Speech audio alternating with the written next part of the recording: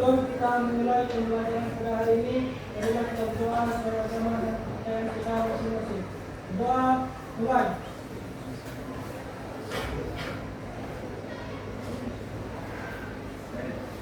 Doa usai.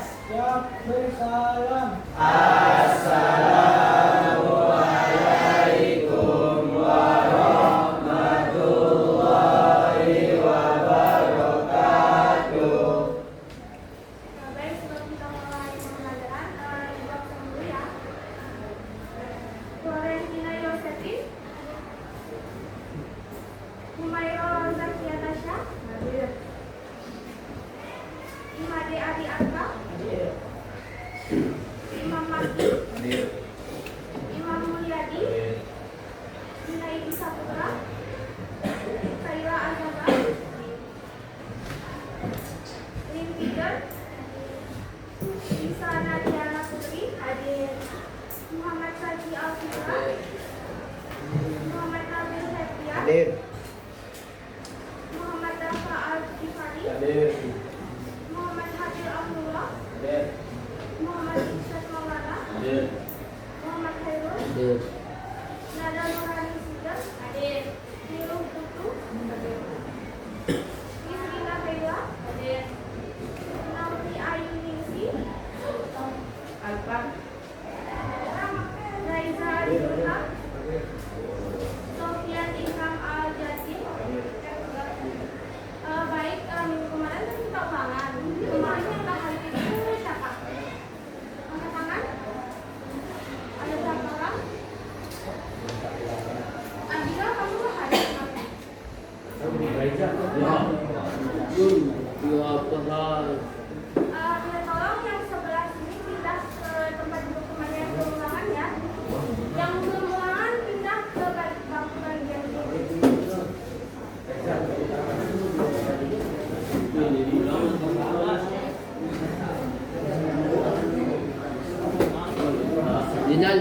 Kemarin kakak sudah berikan kalian tugas materi kelompok 1, 2, sampai 6.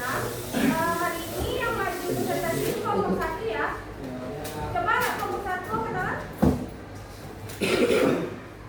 Tinggal diberitahu sama ketua kelasnya, jangan bawa HP. Yang lainnya juga jangan pegang HP saat teman-temannya presentasi. Kalian harus catat poin-poin yang dibacakan sama teman-temannya di depan. Nanti kalau yang ketahuan pegang HP saya cerita ya. Nomor 1 salah maju.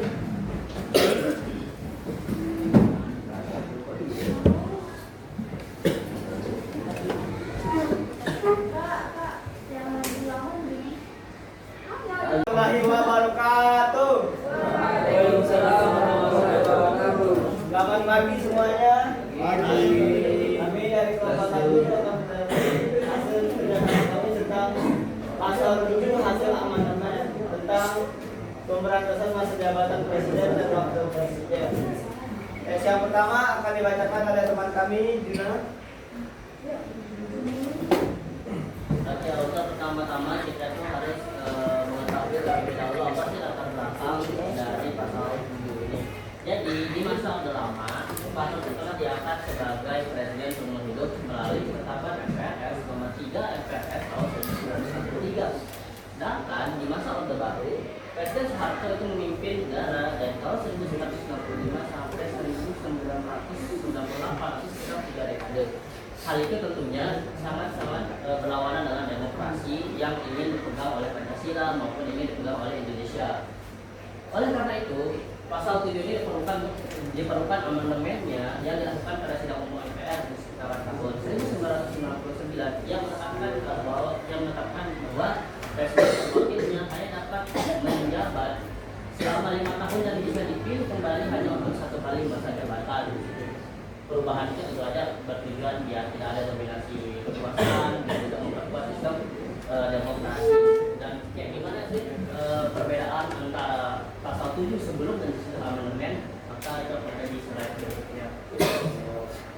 Next, selanjutnya ini ada pasal sebelum dan sesudah amandemen. Yang sebelum amandemen itu presiden dan wakil presiden memegang jabatan selama masa 5 tahun dan sesudah dapat dipilih kembali.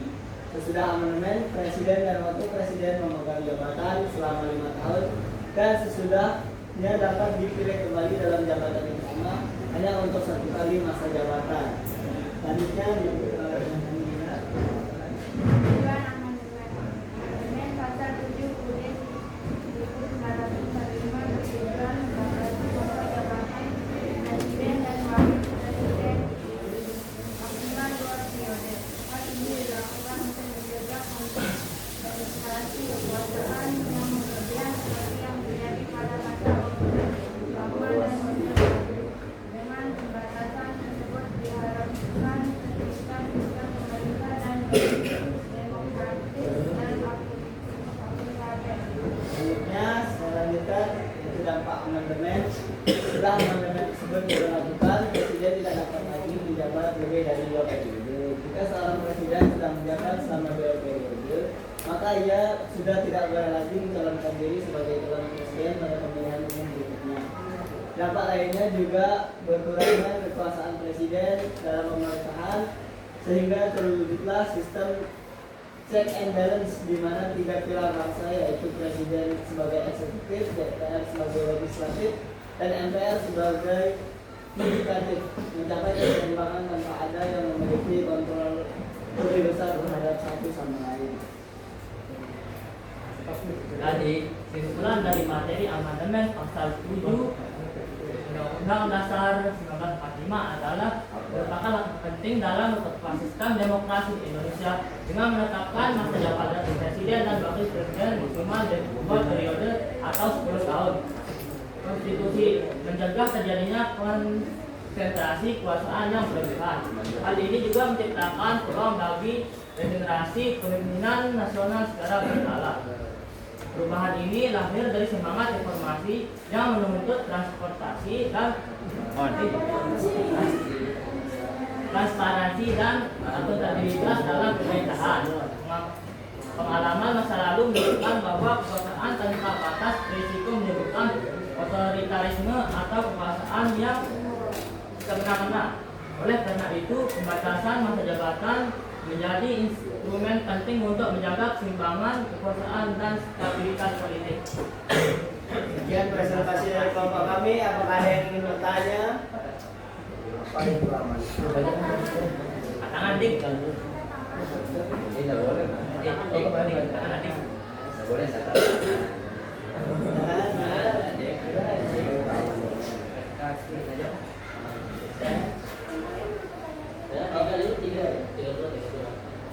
Lagi 2, siapa yang ingin bertanya?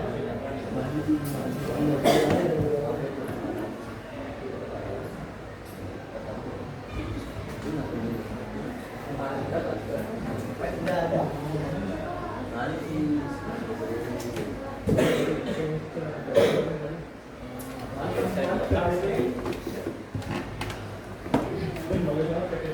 Siapa nih bertanya? Yang kedua.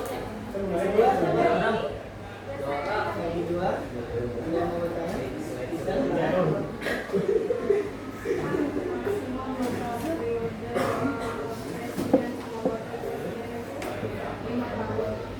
Misal dia mau pulang, siapa yang gantiin? Kan wakil presiden. Kalau misal wakil presidennya sendiri nggak mau,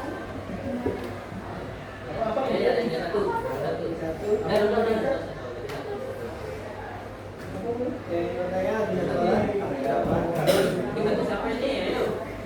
Mas, Mas. Ayo. Lah sibuk ya. Bakal tidak ada ini. Ini menarik tapi nggak semua. Duduk nih.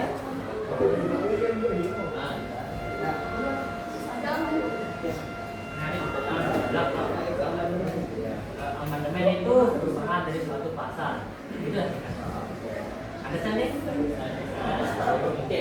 Sekarang pertanyaan yang kedua itu kan tentang bagaimana kalau misalnya wakil presidennya kalau misalnya presiden atau wakil presiden itu tidak mau menjabat itu apa ya itu nggak pernah paling tidak kalian sudah dipilih sebagai presiden dan wakil presiden kalian harus mengundang mengundang tanggung jawab yang telah diberikan rakyat kepada kalian, jadi kalian tidak boleh tiba-tiba mundur kecuali memang kalau situasinya menuntut kalian mundur seperti apa yang dilakukan oleh Presiden Soeharto di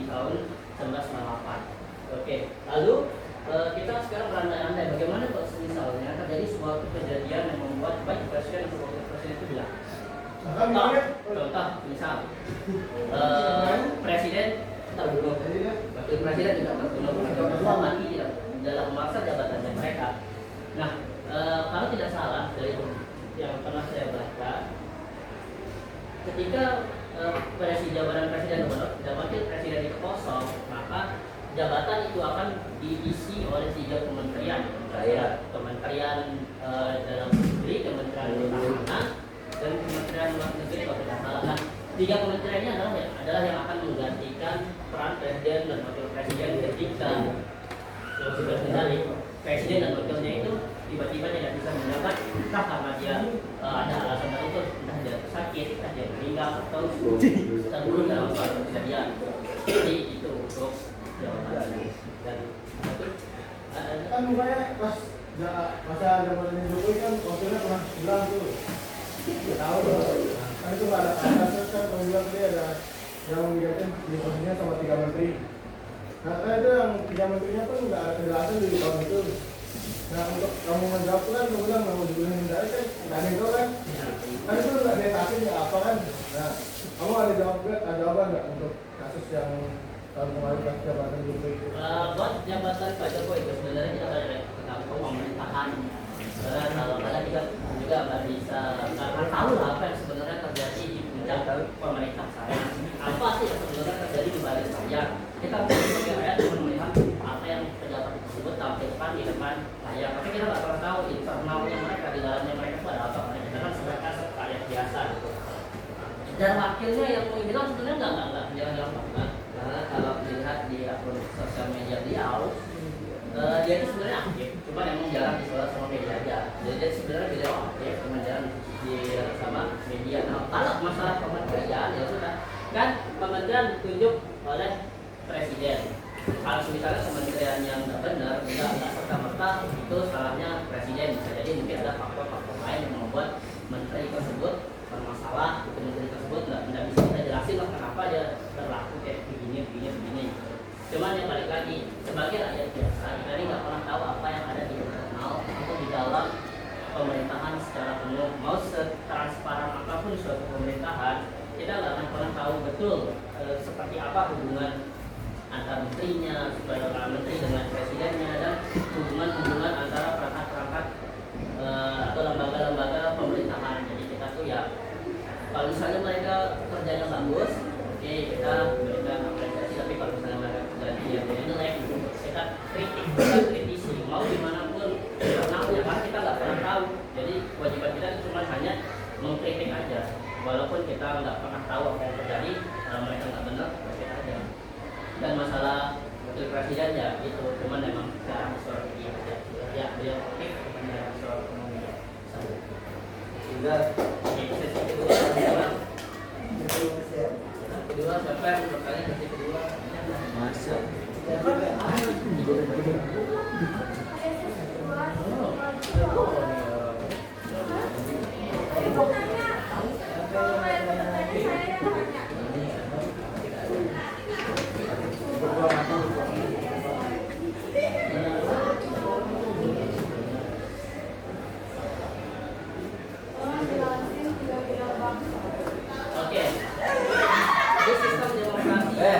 Zaman sekarang ini ada yang disebut sebagai sistem check and balance yang mencakup 3 hal. Pertama itu lembaga eksekutif, yaitu presiden, dan juga lembaga legislatif dan juga lembaga yudikatif. Eksekutif itu adalah lembaga yang pada bertugas untuk melakukan pokoknya sebagai pemimpin dari sebuah bangsa. Sementara legislatif itu lebih ke lembaga yang membuat hukum. DPR kan lembaga membuat hukum. Mereka membuat hukum. Mereka membuat sebuah undang-undang biasanya ketika ada keperluan yang biasanya juga harus ada komunikasi dengan presiden. Jadi DPR ini akan membuat sebuah undang-undang karena dia fungsinya adalah legislatif, dan presiden itu sebagai orang yang melaksanakan undang-undang tersebut. Ya. Terus MPR, yudikatif, ini tuh lembaga independen yang sebenarnya tidak terlalu boleh digabung sama dua lembaga lainnya, tapi dia memiliki posisi yang tetap setara sama mereka.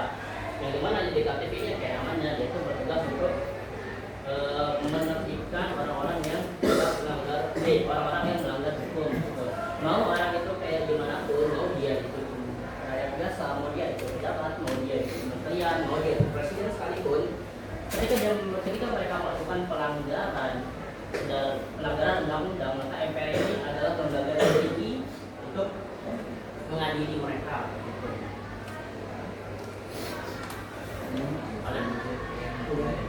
MPR untuk mengadili. Ya, jadi dia tuh lembaga hukum lah, sama kayak sama kayak pengadilan umum atau pengadilan negeri. Tapi bedanya dia tuh tingkatannya tuh tinggi. Berarti dia paling atas Mahkamah Agung, Mahkamah Konstitusi, sama nggak?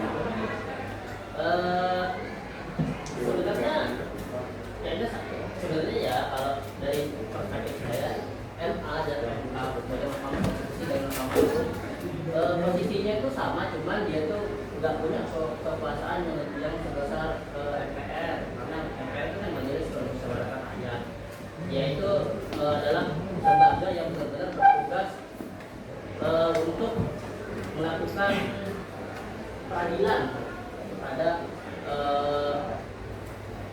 anggota-anggota pemerintahan yang biasanya itu memang tingkatannya itu tinggi, misalnya presiden atau enggak kementerian, itu dari yang saya tahu. Mana lagi? Berarti MPR itu yang ngadilin pemerintahannya, terus yang lain cuma ngadili rakyat. Enggak juga. Biasanya tuh biasanya tuh kronologinya tuh biasanya bakal dilempar-lempar sih. Jadi misalnya ada pengadilan yang misalnya kasusnya nggak bisa diselesaikan, langsung ada untuk dioper pengadilan lain. Dan biasanya pengadilan yang dioper itu pasti itu pengadilan yang setingkat lebih tinggi. Dan itu juga ada dioper sampai di Mahkamah Agung atau di Mahkamah Konstitusi ketika mereka tidak bisa. Sehingga saya ada yang akan karena dia itu paling tinggi. Jadi kalau misalnya Mahkamah Agung atau Mahkamah Konstitusi itu misalnya tidak bisa memutuskan peradilannya, ya kita dilempar ke MPR. Terus apa fungsinya komisi yudisial dibuat buat amandemen itu? Komisi yudisial.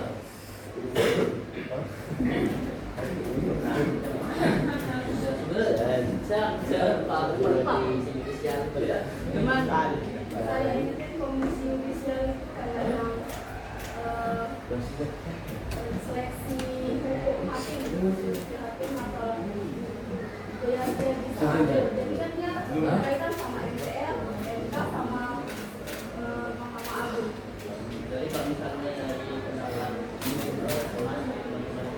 yang bilangnya dia komisi yudisial itu menyeleksi hakim, berarti ya komisi yudisial itu kayak kan saya bilang tadi MPR itu kan pokoknya yang yudikatif ini kan adalah lembaga yang independen, yaitu lembaga yang jadi dan itu nggak sepenuhnya sendiri, tapi isi di dalamnya kayak misalnya hakim, ketua hakim, pokoknya hakim yang dalamnya itu nggak dipilih secara langsung oleh presiden ataupun oleh DPR. Jadi dari kemungkinan besar komisi yudisial itu yang berfungsi untuk menyeleksi hakim-hakim agar mereka bisa ditempatkan di Mahkamah Agung, menjadi sebuah musyawaratan rakyat. Karena yang saudara bilang tadi, komisi yudisial itu berperan untuk menyeleksi hakim-hakim. Jadi ya mungkin itu adalah lembaga yang ada di dalam DPR, mungkin di dalam bilang hakim yang berperan untuk mencari hakim-hakim yang akan menjabat sebagai hakim utama atau sebuah hakim di dalam lembaga-lembaga tersebut.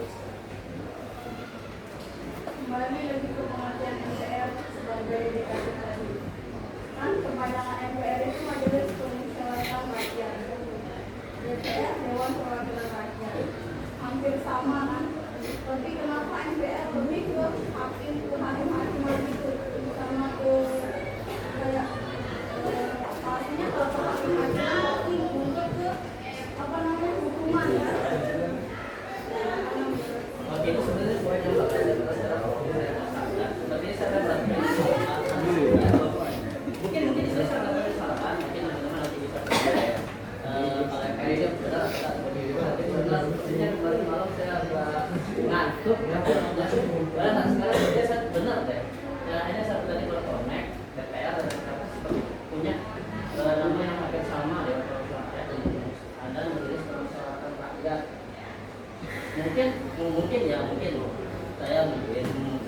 yang besar, bukan kesalahan bagian diri. Jadi misalnya dia itu salah, berarti ya bukan. Dan saya benar-benar tadi ketika mengatakan apa beda dari saya tidak terlalu ada yang kayak ini saja hal sedikit saja. Mungkin ada kesalahan tulis kemarin. Apa ada? Nah, apa kayak misalnya kalau saya salah kita aja. Jangan aja.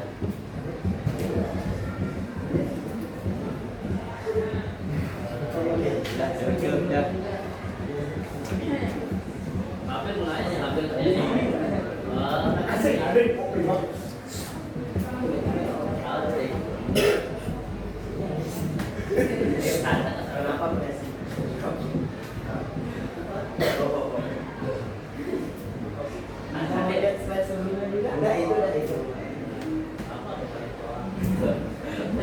Presiden dan wakil presiden tidak Gini, bahwa konsep demokrasi kan kita tuh mau keadilan, kita mau sebuah pemerintahan yang dimana tidak boleh ada pemerintahan yang semena-mena. Nah ini contoh, ketika masa Presiden Soeharto lah, jangan Soeharto, Soekarno deh.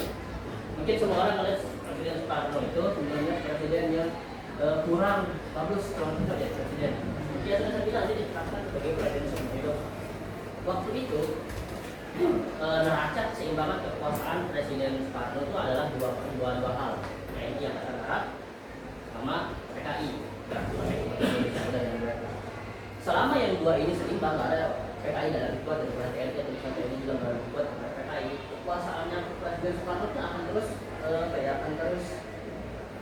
akan terus berjaya, akan tetap ada di puncak. Nggak ada yang bisa nyenggol Soekarno. Banyak kok orang yang menuntut itu Soekarno, karena mereka bilang Indonesia itu nggak ada yang kelaparan, nggak ada yang nggak ada yang misalnya nggak ada yang kesusahan. Padahal sebenarnya rakyatnya itu susah, inflasi tinggi sekali bisa bilang. Terus beliau ini banyak sekali melakukan pesta-pesta gitu, banyak melakukan pesta. Terus bahkan beberapa orang tuh dilakukan itu makan makanan di tempat sama apa. Jadi ini adalah gambaran yang sebenarnya paling cocok kalau kalian mau bertanya kenapa presiden dan wakil presiden itu hanya boleh menjabat selama 2 periode. Contohnya lagi adalah Soeharto. Di zaman Soeharto 30 tahun. Mungkin kalian bisa tanya ke nenek kalian kalau misalnya mungkin mereka akan bilang Soeharto itu enak. Di sana dolar sama rupiah itu benar-benar kayak skala banget, kayak enggak dulu itu harga nasi itu kayaknya nggak ada 1.000 ya, kayak kata-katanya mereka kan 1.000 itu bisa lebih banyak kan. Itu mungkin hal yang enak nih mereka, tapi sekarang coba kalian pikirkan banyak hal-hal yang mereka yang terjadi di pemerintahan Soeharto. Kalian ada punya tato sedikit, besok pagi kalian itu udah mati ditembak di jalan, nggak ada orang yang mau megang-megang mereka, nggak kalian ditembak sama terus. Sekarang kalian bayangin jadi warga negara yang sebenarnya kalian ini baik, kalian cuma punya tato. Terus suatu hari kalian nonton TV, di situ Panglima TNI bilang kami punya semua orang, kami punya nama semua orang yang dia itu adalah berandalan, ciri-cirinya misalnya punya tato di mana. Kami punya nama kalian dan bangga kita punya diri, kami akan menentukan. Takut nggak kalian? Takut kan? Padahal kalian sebenarnya orang baik, cuma jangan kalian pakai tato, kalian dianggap orang jahat. Ya udah. Apalagi di masa-masa itu sebenarnya, terutama di masa-masa akhir Presiden Soeharto ini akan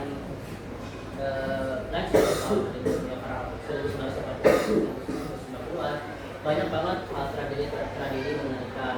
Alone di tahun berapa itu ada tragedi Trisakti yang memulai reformasi, yang memulai serangkaian demo besar-besaran di seluruh Indonesia, di mana mahasiswa itu ditembakin. Kamu belajar kamu ditembakin mati, kamu peduli mereka nggak peduli. Banyak kayak gitu.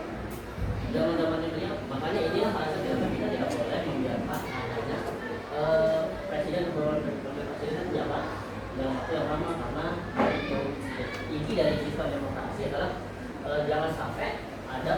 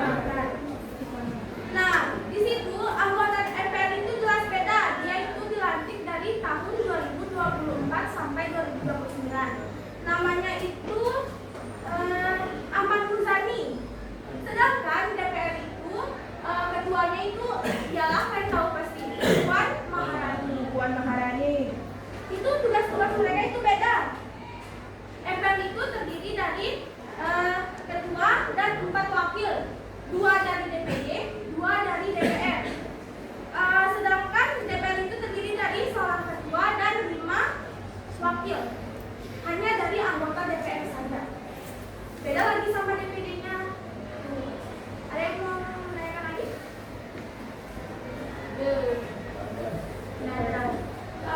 Mungkin itu saja. Yang ulangan sudah? Soalnya saya mau menjelaskan tentang ulangan kalian.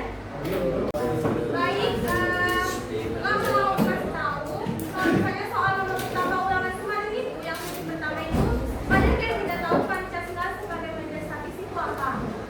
Ada yang benar, ada juga yang salah, ada juga yang ngomong-ngomongnya. Pancasila sebagai Majelis itu adalah Pancasila memiliki dasar yang tidak bisa dirubah. Statis itu, ingat ya, statis itu tetap dinamis dan tetap. Ingat aja, statis itu tetap. Nanti saya akan menguraikan arti kata tetap itu dalam Pancasila itu apa. Kemudian pada nomor 2 itu sebutkan Pancasila dalam tindakan. Banyak yang hanya menyebutkan saja tapi tidak menaruh itu Pancasila berapa yang diterapkan. Ada yang menjawab benar semua, ada 5 dan benar. Ada juga yang hanya menjawab satu contoh tapi tidak menaruh setelahnya. Kemudian yang ketiga itu perasaan saya sudah menjelaskan ke kalian kalau ada 3 peristiwa penting pada tanggal 27 Desember. Itu yang pertama itu ya, 3 peristiwa penting itu tentang penyerahan kedaulatan. Yang pertama penyerahan kedaulatan oleh Ratu Belanda, yaitu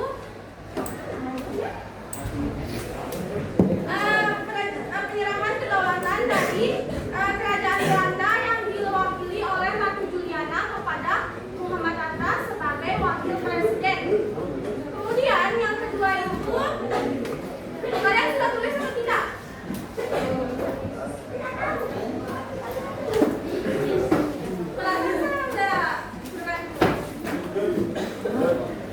Kemudian yang kedua itu penyerahan kedaulatan dari Republik Indonesia kepada Republik Indonesia Serikat di Yogyakarta. Kemudian yang ketiga itu penyerahan kekuasaan dari wakil presiden Muhammad Hatta kepada Sri Sultan Hamengkubuwono ke-9. Ingat? Saya sudah bacakan kalian yang itu. Kemudian yang keempat, ada yang menyebutkan dampak dari amandemen, tapi itu jawabannya kayak nyata Google.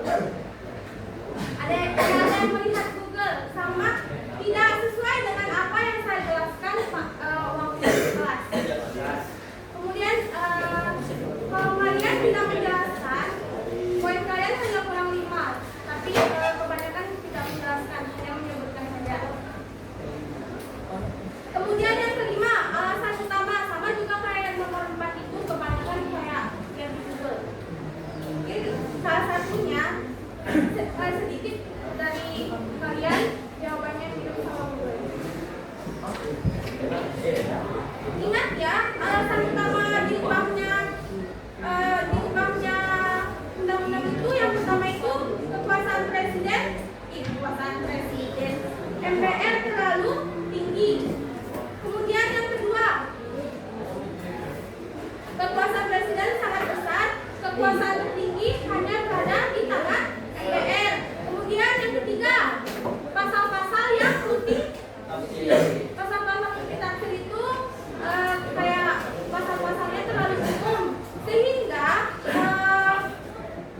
hukum di Indonesia itu tidak jelas karena undang-undang yang dikeluarkan itu tidak jelas dan umum. Jadinya diubahnya undang-undang itu jadinya ada dampaknya, yaitu masyarakat Indonesia bisa memilih presiden secara langsung. Kemudian yang kedua apa? Dibuka pencatatannya. Yang kedua itu apa? Sudah.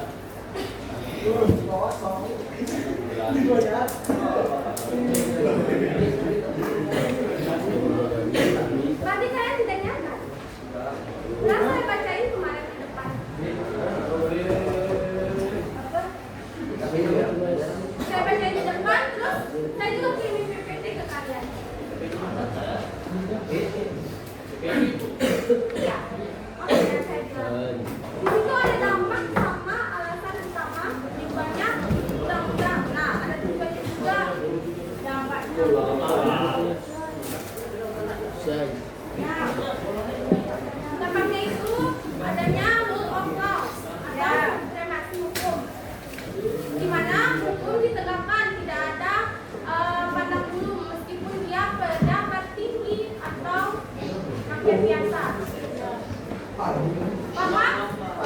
Ingat, kalian nanti ulangan semesternya Desember ya. Kalian pelajari soal yang saya udah kasih, ulangan harian. Jangan sampai kalian jawabnya kayak ulangan harian ya. Kisi-kisi. Saya udah kasih kisi-kisi padahal soal kayak ulangan harian saya udah kasih kisi-kisi, tapi jawabannya tetap aja sama. Mungkin sampai sini ada yang mau bertanya? Tidak ada.